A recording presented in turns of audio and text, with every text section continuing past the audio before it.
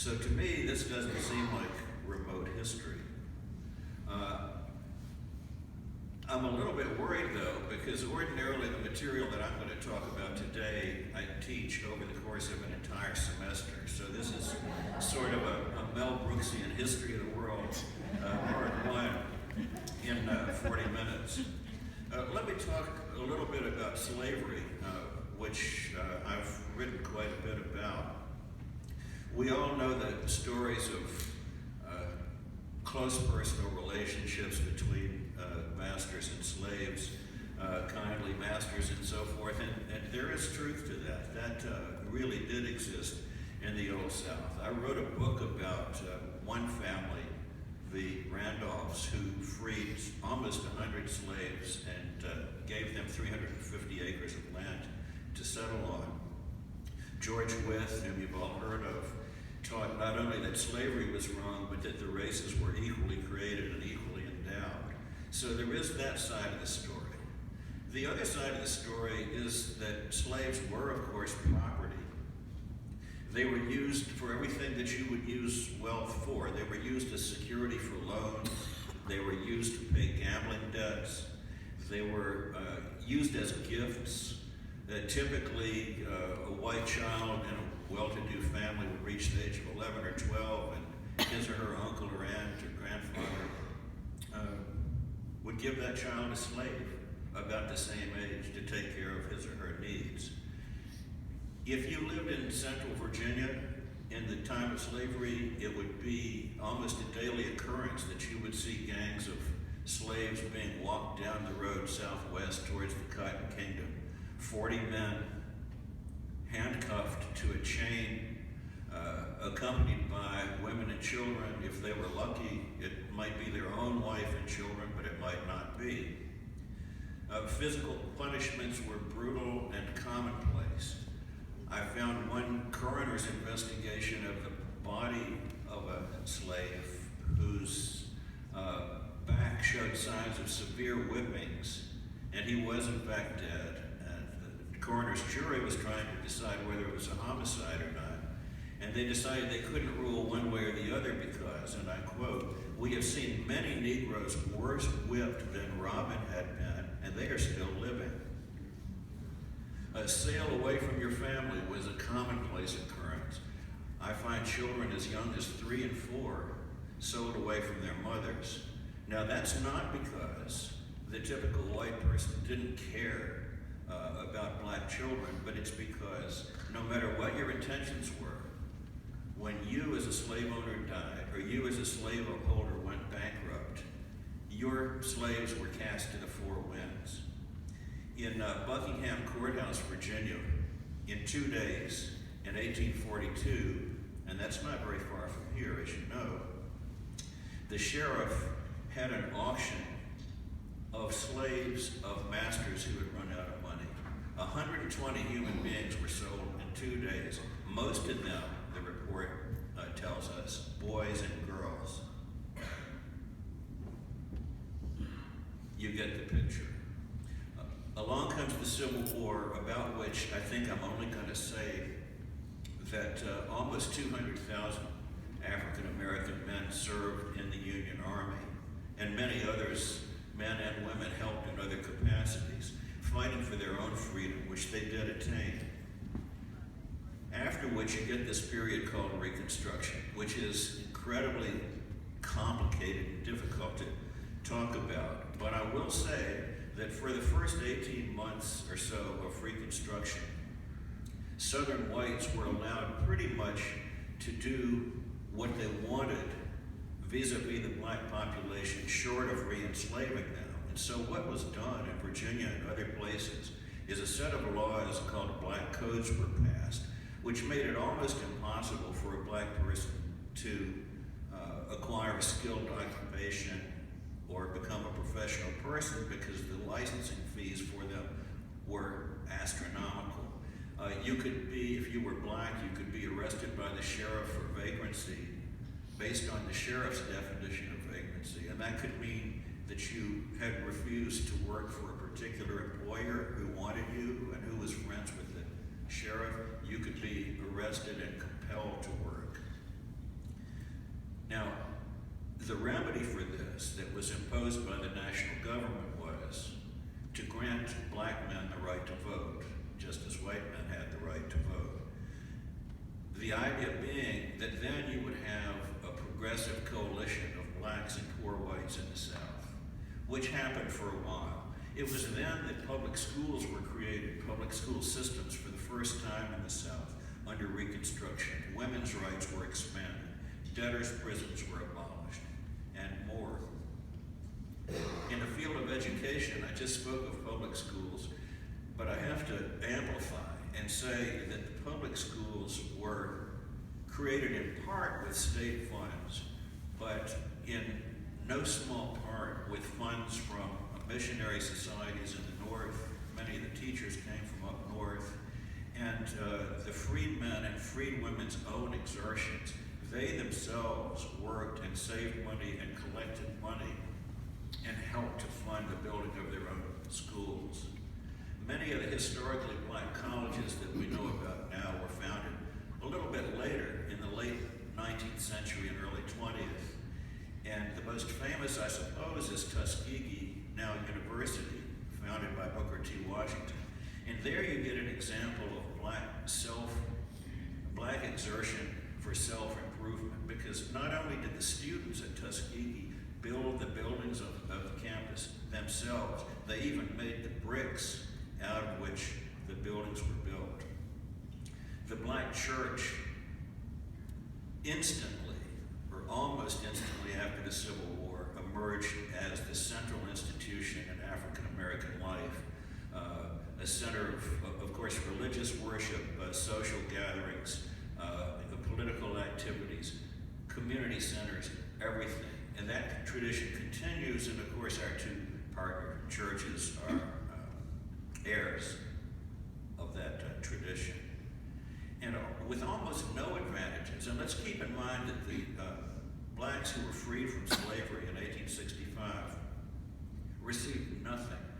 No reparations, no compensation, no land was redistributed, almost none. And yet by 1880, 1 out of 5 black farm operators in the South had managed to work and save money and acquire land. This is taking place, however, against a backdrop of harassment and terrorism from the Ku Klux Klan and other anti-black groups. And you find in the late 19th century, sometimes blacks and whites working together to expand opportunities for both races. But more typically, you find the southern states codifying segregation, passing laws to impose ever greater, stricter physical segregation. The phenomenon of lynching becomes important, with scores of black men being lynched every year in the South. The excuse given was that these were people who were rapists. But the fact is, if you investigate one instance at a time, you'll find that the great majority of these cases were instances where there was not even a suggestion, not even an allegation of rape. Not that that would have justified a lynching, but even that wasn't there. So it's another instance of what you can only call terror. Disfranchisement, the right to vote that black men had acquired in 1867-68 was basically taken away. And the way it was done was by stealth. Because under the federal Constitution, you couldn't bar people from voting on the basis of race. But what you could do is you could, for example, require a poll tax. Now, in Virginia, the poll tax was $1.50 a year. Not much of an impediment to voting, correct? Well, it is an impediment if you make $50 to $100 a year in cash. It is an impediment in that you had to have paid it 3 years in a row. You had to have the receipts for the 3 years with you when you went to the polling place. If you were missing one of them, you'd be turned back. And this was true into my lifetime. The poll tax is the only tax I know of that the state wanted not to collect. because if you didn't pay it, they could stop you from voting. Another way that you could keep people from voting was by having what was called an understanding clause, under which the local registrar would ask you to interpret a section of the Virginia Constitution to his satisfaction. And his satisfaction depended on whether you were a Democrat, which was the ruling segregationist party, or not. So you could be kicked off the rolls if you were white also. But when Virginia passed the Constitution that basically robbed blacks of the right to vote, they weren't subtle about it at all. The central problem was that up to that time, 1902, you had to steal elections. You had to stuff the ballot box. You had to intimidate people to keep them away from the polls. And the people in power got tired of doing that. That was bad for their morale. They thought a good reform would be to abolish election fraud by removing black people from the voting rolls. One of them said at the convention, every Democrat, remember the Democratic Party was the anti-black party at the time. Every Democrat knows that the convention would never have been held but for the desire of the white people of this Commonwealth to have enacted such a constitutional provision as would take away from the Negro the right to vote. They were very, very open about it. Even serving your country in uniform didn't exempt you from racism. The famous Battle of San Juan Hill in the Spanish-American War, which made Theodore Roosevelt a national hero, is an example. Roosevelt himself, in a speech in Cuba after the battle, said the following, and I should say by way of background that there were 2 black cavalry regiments involved in that battle. And Roosevelt said, and I'm quoting, "No one can tell whether it was the Rough Riders or the men of the Ninth," that's one of the black units, "who came forward with the greater courage to offer their lives in the service of their country." But 1 year later, the same Theodore Roosevelt wrote, "Negro troops were shirkers in their duties and would go only as far as they were led by white officers." And he said he had to point a gun at them to make them even charge up the hill, which was, by his own earlier account, a lie. Schooling for blacks continued to be funded, not very adequately by the states. The black school year was shorter than the white. Blacks went to school for about 5.5 months out of the year, maybe 6. The idea being they were needed, those kids were needed the rest of the year in order to tend the fields. Black high schools were almost non-existent in rural Virginia. School buses, and my wife Jen has been researching this lately, were typically not provided for black kids. So what had to happen was, and keep in mind now, if you wanted to go to high school, you might have to go 2 counties away. Within the county, you might have to go 20 miles to school. So what had to happen would be for the black community to organize and collect funds and buy their own bus, and to take turns driving it themselves while the white kids had buses supplied by the school district. In the field of housing, now I want to expand a little bit out of Virginia and even out of rural places and talk about housing, because in the 20th century you start getting blacks moving into cities. And why are they going there? They're going there seeking work. They're looking to work and improve themselves and improve the prospects for their children.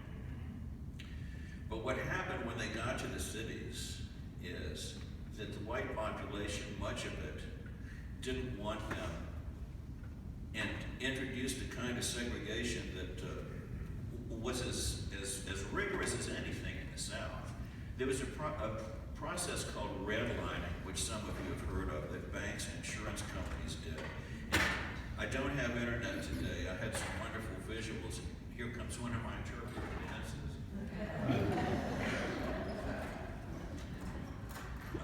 Unbridled passion. I was going to show you a redlining map, and I was going to show you that the lines really are red. I had a map of St. Louis, which is divided in into chunks. And there are like 3 grades that are acceptable, and then the red areas are areas that banks would not grant mortgages, insurance companies would not insure houses. Now what you get there is a vicious cycle, because you have upwardly mobile black workers moving into the neighborhoods they can afford, and because they move in, the banks will not lend them money to improve their houses. So the houses deteriorate. People say, we told you. That's what happens when they move into this neighborhood, and the redlining is solidified. It's a process that feeds on itself. There were special travel guidebooks for black people. You know, we have the AAA guides, highway guides, and so forth. There were special guides for blacks. Why? Why do you think? Because black people needed to know where they could stay overnight, where they could use the bathroom, where they could buy a meal. That's why they had to have special guidebooks. The New Deal in the 30s, Social Security, some of the most important social reforms that ever happened in this country. Most black people were excluded from Social Security. Why? Because Social Security didn't cover domestic workers, and it didn't cover agricultural laborers, which is 4/5 of the black people in the South. Now, there were gains in the 20th century, of course. There are slow shifts in white attitudes, north and south, slow shifts. So that by the 60s, you get the Civil Rights Act, you get the Voting Rights Act, which the Supreme Court has recently nullified part of. You get the emergence of a black middle class. Today, the African American population in this country consists of about 1/3 middle to upper middle class people, 1/3 very, very poor people, and 1/3 in between and trying to pull themselves out. But that's something, because you didn't even have 1/3 of the middle class 50 years ago, or 60 years ago when I was born. Today we have Martin Luther King as a national icon. We have a day on which we commemorate his life. But it is easy to forget that in 1966, 2 years before he died, 66% of white Americans had an unfavorable opinion of him. We have had desegregation of a lot of institutions, a certain amount of school desegregation, and also resegregation. But even where desegregation more or less happened and more or less stuck, you would typically find the following pattern, especially in rural counties. There would be a black high school and a white high school. The white high school now becomes the high school. The black high school is demoted to a middle school. The school mascot, the team name, everything at the high school typically is inherited from the white high school. I even know of instances where the athletic trophies that the black high school had won were put in a closet and the white trophies were put on display. Now, I'm sure there are counterexamples of that. I'm sure there are. But there are plenty of examples of what I've just described to you. Now, in the 21st century, of course, we got the election of a black president, which, make no mistake, is a very, very important step in our national life. But we misrepresent crime, and we come up with questionable responses to it. We racialize it. We incarcerate. The United States has more people in prison and in jail by far than any other country on earth. It's more than 2 million people at this moment. Stereotypes about who commits crime. Our president, before he was president, tweeted on one occasion that 81% of whites who are murdered are killed by blacks. Do you know what the actual figure is? Of those whites who are victims of homicide, what percentage are killed by blacks? 16%.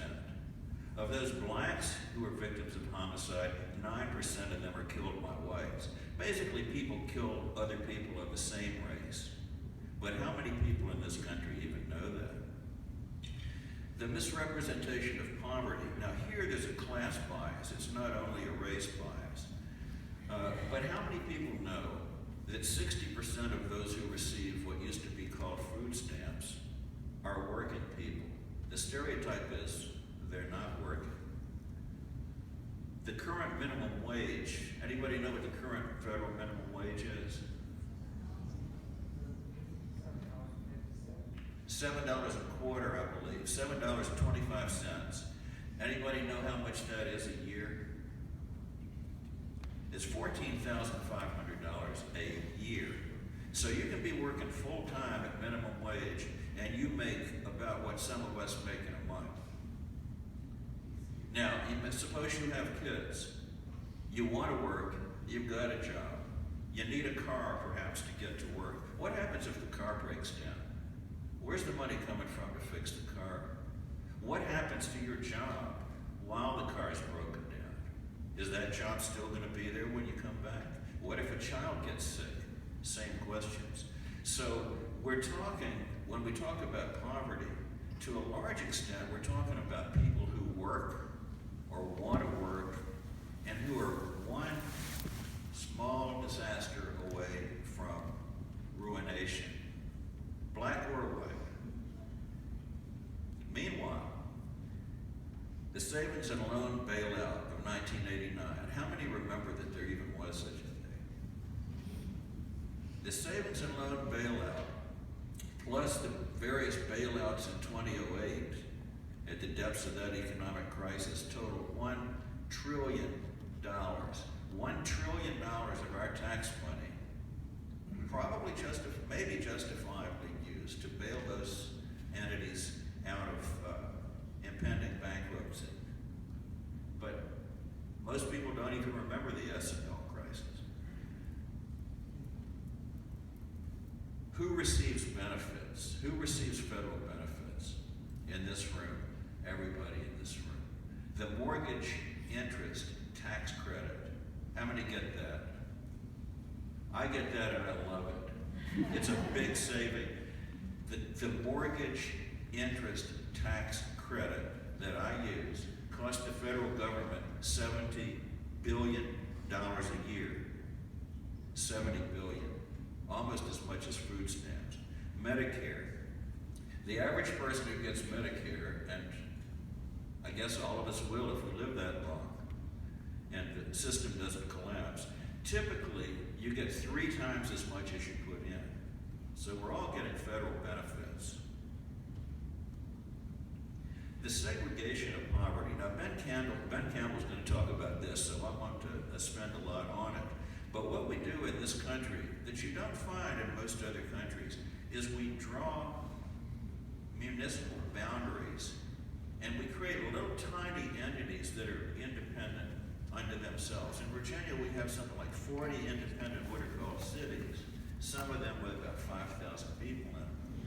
I was going to show you a map of St. Louis, Missouri. Why St. Louis?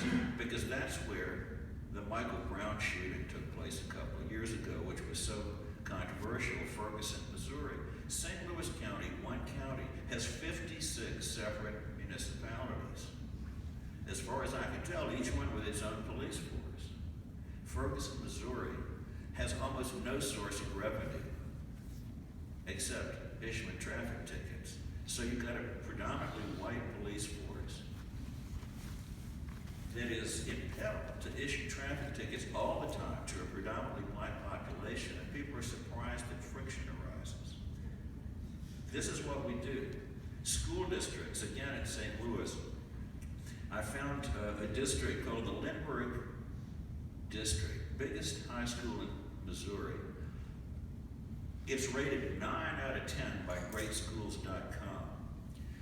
Since the 1980s, this one school has lost half its school population because the population is aging, kids are graduating, new kids aren't being born. The school has lost half its population, but 3 times in that same period, bond issues have been passed to throw money at that school, $25 million at a time, to a school that is losing half its population. Meanwhile, the district next door is a 4 out of 10 on greatschools.com. Ferguson High School, where Michael Brown lived, I hope I got his name right even, yeah, 2 out of 10. This is within one county, and we do the same thing here. If you look in the Richmond area, property tax rates in Richmond, how do they compare with the suburban counties? Anybody know? You know how much higher? Richmond pays 1/4 to 1/3 more than Henrico and Chesterfield, and yet Richmond has 2/3 of $1 billion worth of deferred maintenance on its school buildings. Why? Because we segregate poverty in the city, black and white. The tax base is atrophying, and you get segregation. I want to talk about the concept of compounding. Everybody knows what compounding is in terms of interest. You know, if you invest money, even at a fixed rate, it compounds over the years, and you get interest on the interest and interest on the interest, and over the long haul, the return is very, very, very impressive. Well, there's a kind of compounding that happens in normal human life, and that is that if your grandparents worked, did well, and got lucky, and left some money to your parents, and some advantages, and some good schooling, and your parents did the same for you, there can be a kind of compounding. And I think I can say that it's happened in my family. Now, the result is this, and I heard someone once say that today we have two problems as far as race is concerned. One is discrimination, things that people have to put up with because they're black. The second thing is hardships that people suffer because their grandparents were black. And what that means is that in their grandparents' day, there were so few opportunities to lift yourself up economically. The segregation was so stark that the sort of building up and the compounding that could happen in a family like mine could not begin 2 generations ago. And that's why there's a phenomenon called the wealth gap. Now, when we talk about wealth, we're not talking about riches, we're talking about real estate, bank accounts, investments. The average white family wealth is 10 or 12 times what the average black family wealth is. And you can control for class. You can only take middle class people, and you'll find black middle class people doing quite well in terms of income, but in terms of accumulated wealth, they're way, way, way, way behind because they were required to start later. You've heard the term white privilege. Let me talk about white privilege and affirmative action. I am the beneficiary of affirmative action. Did you know that? Let me tell you why. The first 3 jobs I got because one or the other of my parents picked up the phone and called somebody that they knew or that they worked in the same organization with and said, hey, I've got this boy who's smart and he wants to work. Can you help him out? They said, sure, send him on over. Not everybody has that. My brother got his first 2 jobs that way. My son, my grown son, not the 7-year-old that you see running around here, I'm looking for a job for him. Any of y'all have any? He needs to make himself useful. But I do have another son who's 29, and he got his first job because I picked up the phone and called a member of this church, a lawyer, who picked up the phone and called another lawyer who gave my son a job. Now, my son did well. He's a good worker. Nobody was ever sorry they hired him, but that's how he got that job. Now, that's the affirmative action that has helped me. I also have the luxury or the privilege of the fact that I don't have to think about race every day of my life. I do that. I choose to do that. I've chosen to make it my career. But I could decide tomorrow, okay, I'm going to do the history of World War II from now on. I'm not going to do this anymore. I don't have to think about it every day. If you are not white, you have to think about race every day. Whether you want to or not, you have to think about it every day. Let me talk about why. Got a couple of examples here. Surveys that have been done about what's called subliminal prejudice. Prejudice you don't even know you have. I don't even know that I have it. One study that was done by the University of Chicago and Harvard, they mailed thousands of resumes to employers. And on some of them, they put stereotypical white names like Brendan, so-and-so, Brendan O'Malley.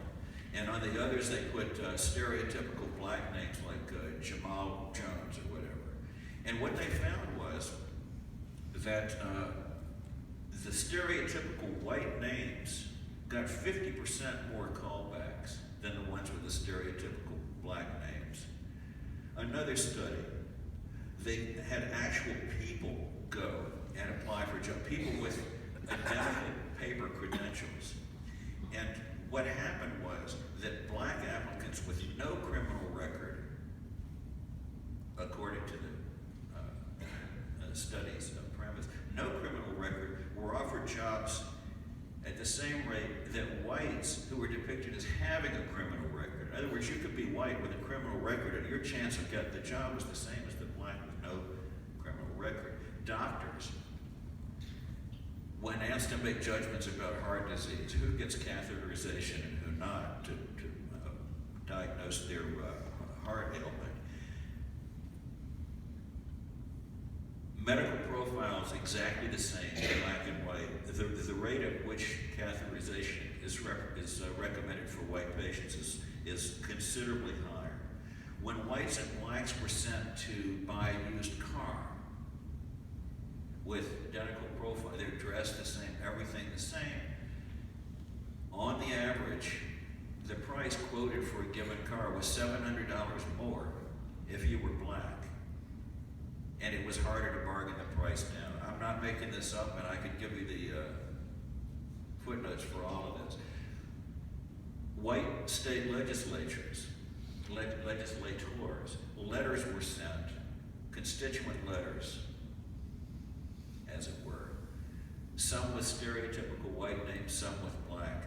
The white legislators, Democrat or Republican, were far less likely to even answer the ones with the black names. eBay, selling an iPod on eBay. An experiment was done where the picture on eBay, one of the pictures was a white hand holding an iPod. A separate ad, a black hand holding the same iPod. What do you think happened? 20% more offers came in for the iPod that was being held by the white hand. Now, is this because people are haters? No, it's because people respond without thinking, acting on attitudes that they don't know they have. And I suggest there are very few of us who don't do that. I don't think I'm one who doesn't do it.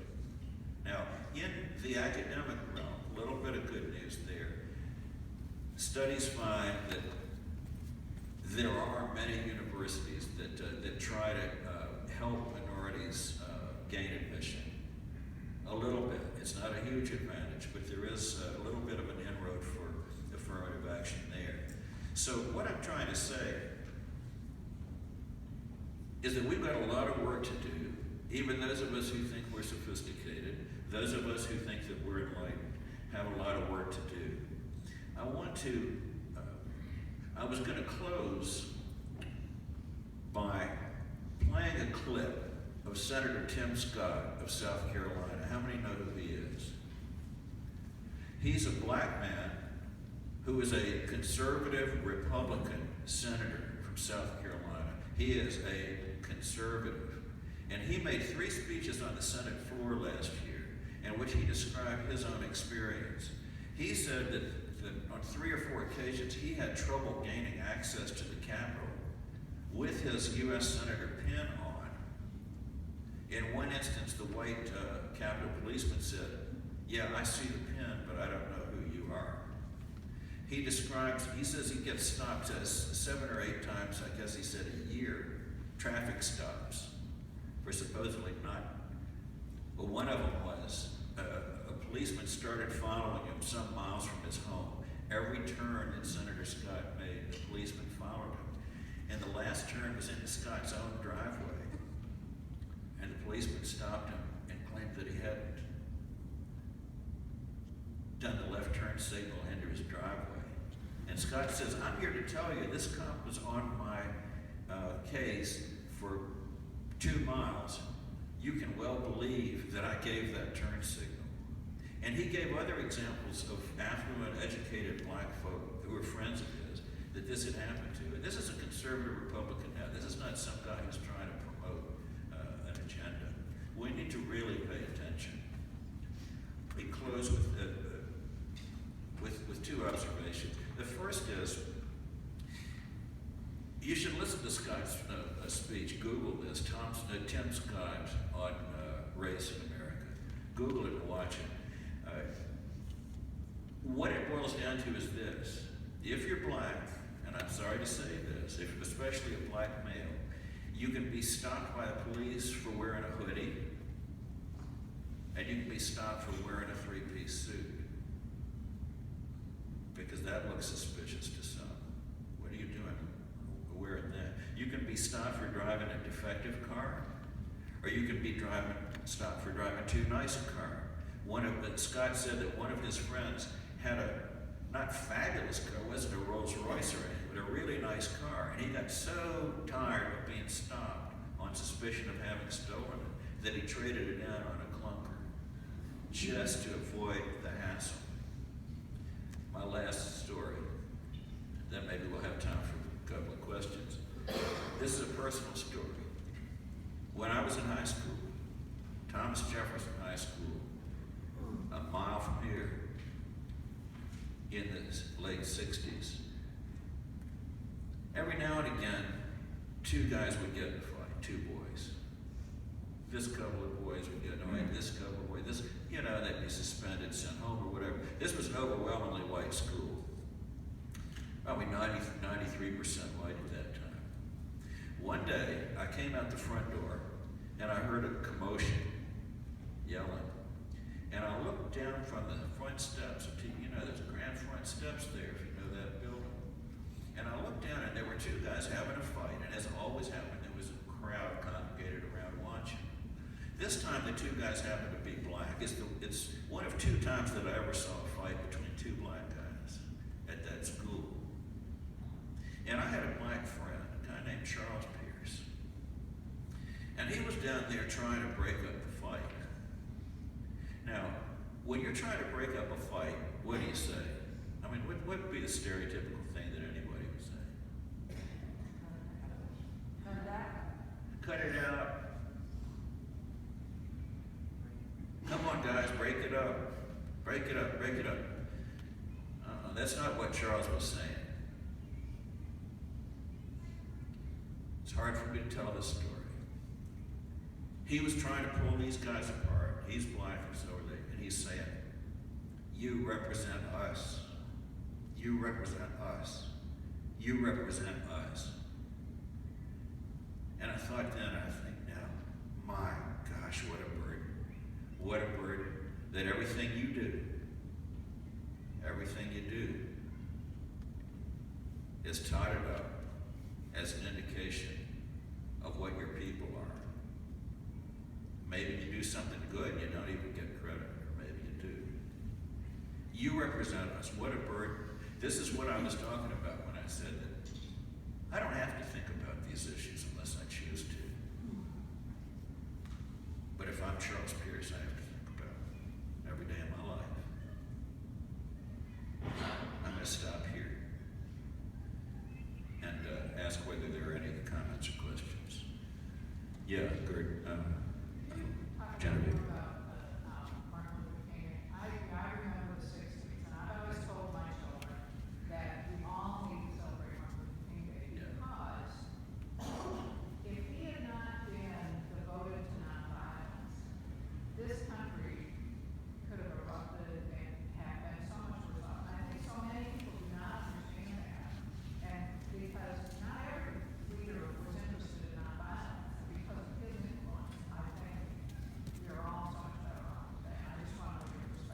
I think that is true, and of course the environment in which he was operating was one in which white people were committing violence against blacks all the time. If you know what the Freedom Rides were, in 1961, a group of white and black people got on interstate buses in Washington, D.C., and traveled across the South trying to get the federal government to enforce already existing rules banning segregation on those buses. One of those buses was stopped at the Alabama state line and set afire with the people still in it. And you can Google that. Google Anniston, Alabama Freedom Ride when you get home. And look at that picture. It's not a little campfire. It's not Smyrna. It looks like Beirut in the Civil War. This huge billowing smoke. And another bus stopped in Birmingham, Alabama. And when those Freedom Riders got off, there were 100, 150, I don't know how many Ku Klux Klansmen, not in robes, who beat them within an inch of their life. There was one white guy, the first Freedom Rider to get off was a white guy named Jim Swerve, and he was beaten so badly that he never really recovered. The three civil rights workers who were murdered in Mississippi, Philadelphia, Mississippi, by a deputy sheriff and his friends and buried secretly under an earthen dam. I could go on and on. There was plenty of violent provocation from the other side, and it would have been so easy and even justifiable under the doctrine of self-defense to fight back. But the typical response, thanks to King and people like him, was the Christian response, which is non-violent direct action. Now, the direct action is important. King's approach was not passive because they demonstrated, they sat in, they blocked traffic and so forth, and then they went to jail. Then they took the punishment for it. And when beaten, they didn't beat back. John Lewis, who I actually know and who's been in the news lately, was beaten within an inch of his life on the Edmund Pettus Bridge in Selma, Alabama in 1965. And he's the most Christian guy I know. Present company partly accepted. Kelly, Stephen are here. I don't want to overplay my hand here. But this guy, John Lewis, told me that George Wallace, the governor of Alabama who stood in the schoolhouse door, John Lewis went to see him when Wallace was an old man. Wallace was dying. John Lewis went to see him to have a conversation. And by the way, he said he thought Wallace was a changed man. He thought he had found Christ and changed his whole life. Be that as it may, the King approach and the Lewis approach is you reach out in love. And the guy may slap your hand down, but you reach out in love and you try to do it. And yes, we owe a debt, a big debt. Yep. So when we leave here today, what do we as individuals do to move things in the right direction? What I would recommend is think about what we're doing more than we do. Be more conscious than we necessarily are. Try to educate ourselves. There are things that one can read, and I could put together a bibliography or whatever. But try and inform ourselves is an important thing. And then another little thing that's not so little is that I find myself in conversations where somebody says something to me that I think is just completely wrong about race. And I always am inclined just to let it pass. You know, don't get in an argument. And I still don't believe in reacting belligerently, but the older I get, the slightly harder I try. When I encounter something that I just think is wrong and harmful and hurtful, to say, but you know, and then try to help that person see another side of things.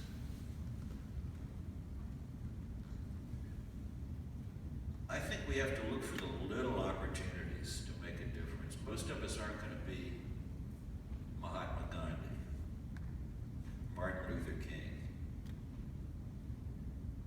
But look for the little things, you know, and if enough enough of us do enough little things, it might matter. I feel I'm not giving you a very satisfactory answer. I feel you'd like me to give you something that, you know, with a handle on it that you could really, really make a difference with. And I'm not doing that. But information is helpful. Because there's a lot of disinformation out there. I did some research for this talk beyond what I already know.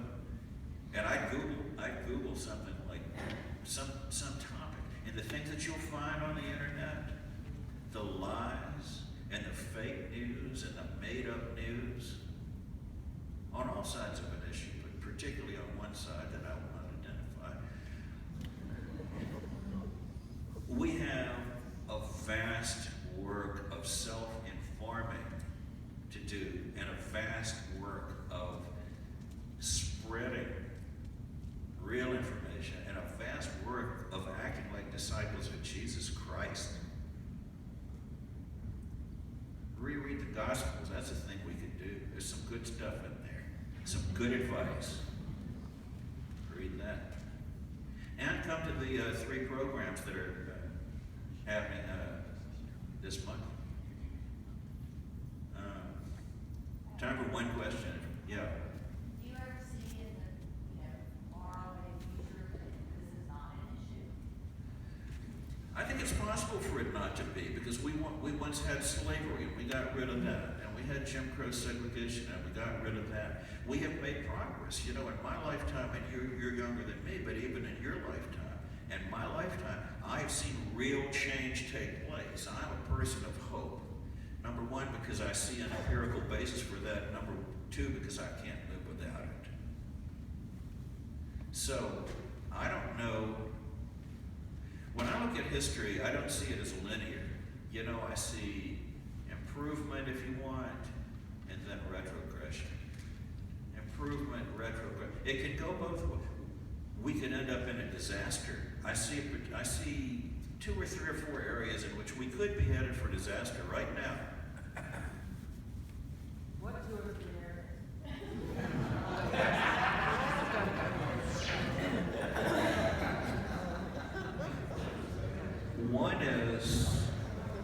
One is, I think that a lot of our partners in the world and adversaries in the world don't quite know what we're up to just now. And when that happens, there could be a miscalculation. And in this technological age, that could have very bad repercussions. There's one example. And I'll give you the other example, Sally, in the privacy of a cubicle somewhere. Because I think you already know the answer, because I would give it. All right, well, thank you. So I want to say thank you so much for Mel for being willing to share with us. I think it's a great idea if he can make a bibliography for us. Many of your small groups, people are wanting to know what to do, and Mel mentioned you can come on the 2 Wednesday nights and then on Sunday the 26th. But a lot of the Sunday school classes and other small groups are studying a book which is about raising awareness also. And so thank you so much. And thank you everyone who came on.